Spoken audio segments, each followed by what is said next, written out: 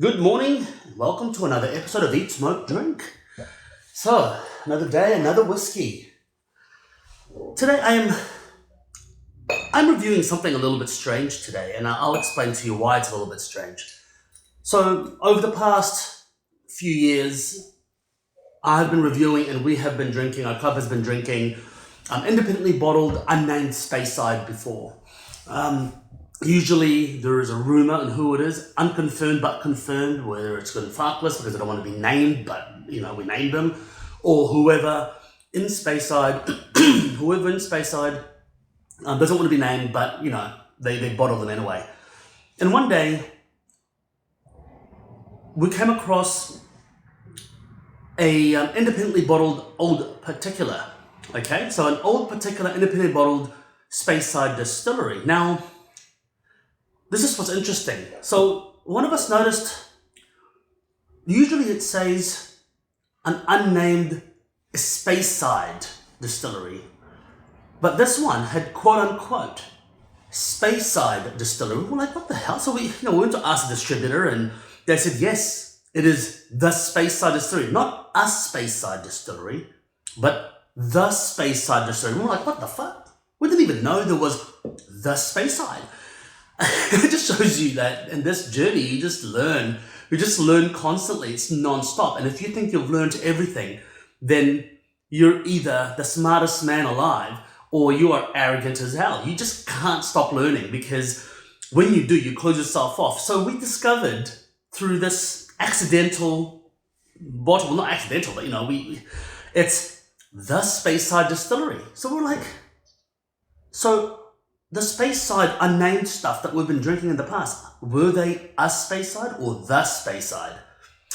Turns out that all of them were a Speyside distillery, not the. So this is going to be my first, the Speyside distillery. Not much info out there, not a huge amount of info out there, but they've been around for a long time. In fact, they've been around so long, at least 21 years old. They've been around at least 21 years old, but probably longer. So, as you can see, most likely heavily sherry. My first The Speyside Distillery review, and a hell of a confusion when we first got it. But anyway, let's get sniffing, scratching, sniffing. Well, The Speyside is quintessential Speyside, sweet and aromatic, brown sugar, nutmeg, Christmas cake. This is definitely a sherry cask. Does it say? No, it doesn't say. Sorry, it is a 1996, 21 years old, 51.5%. One of 362 bottles, old particular bottling, okay? So,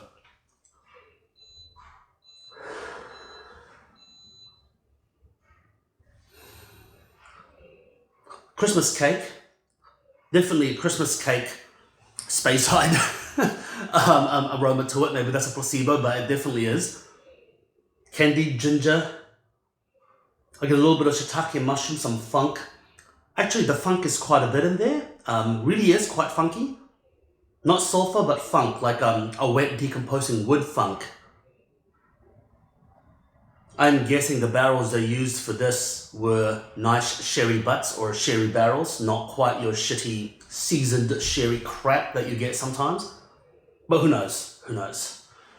Maybe I'm just being judgmental. Metallic stainless steel, hot stainless steel. Like when you're heating a stainless steel pan and that heat from that pan, that smell of hot metal.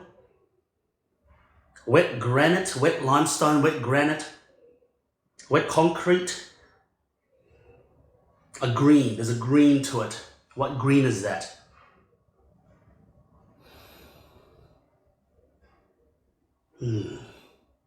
What is that green? Pine resin, polyurethane, a freshly varnished wood.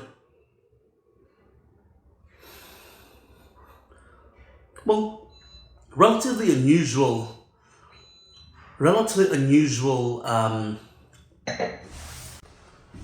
for a Speyside on the nose straight away. I mean, nothing jumps out at me that's a bit strange. It is a little bit metallic and minerally, which is not something I'm used to with Speyside, a lot of Speyside, but Usually they're overwhelmed with sherry and just uber palatable. A lot of, your run-of-the-mill Speyside anyway. But at 21 years old, I'm sure it might have picked up more characters than your average 12 off the shelf.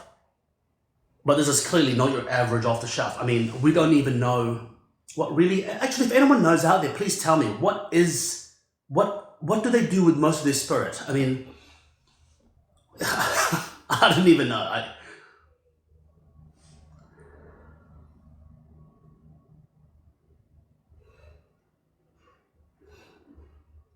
Overripe fruit,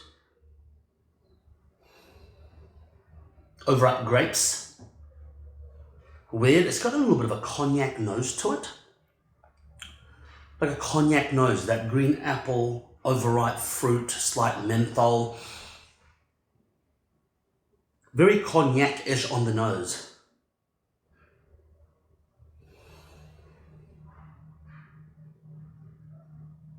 Nevertheless, let's start sipping.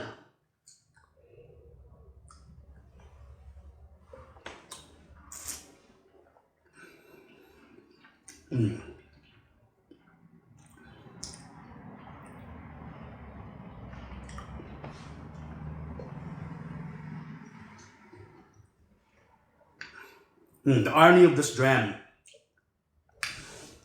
Sweet fruitcake front hits you, and then it just dries out your palate. Really tight, really dries it out. 51.5 usually I'd scoff at non-castrated old particular, but I must say, this I think the ABV is right on this.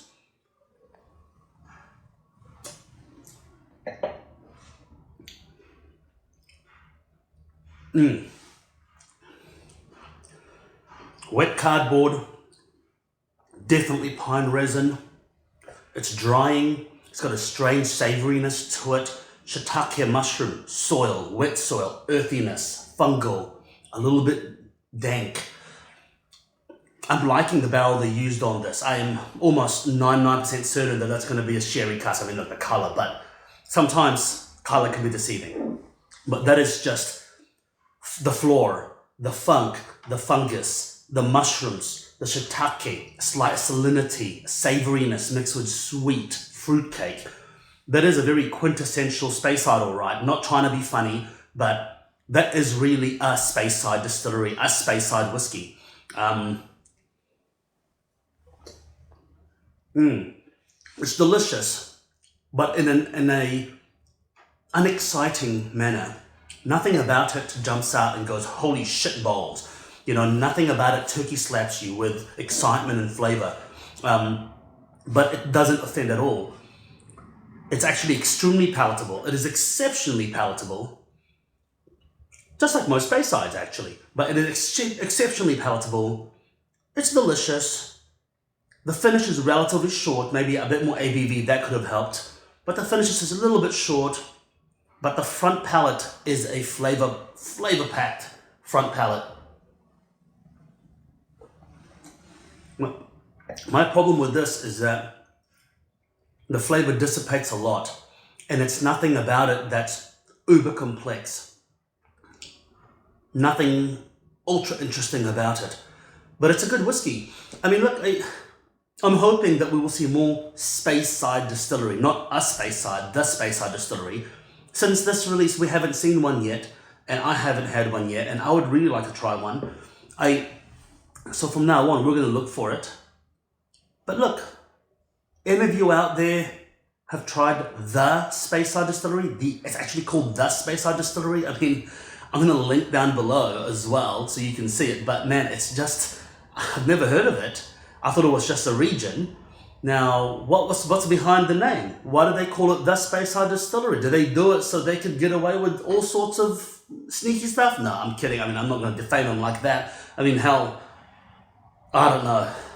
Look, nevertheless, that is an excellent dram, but nothing that I would invade a small nation for, nothing that I would enslave a race for just to obtain. But it is my first one, and it is an old particular. In their defense, it is an old particular, and old particulars are particularly hit and miss in my opinion, especially because the younger stuff, they don't do them cask strength, they do them at fixed ABVs, which I think is daft. But anyway, until next time, make sure you eat, smoke, drink. Cheers.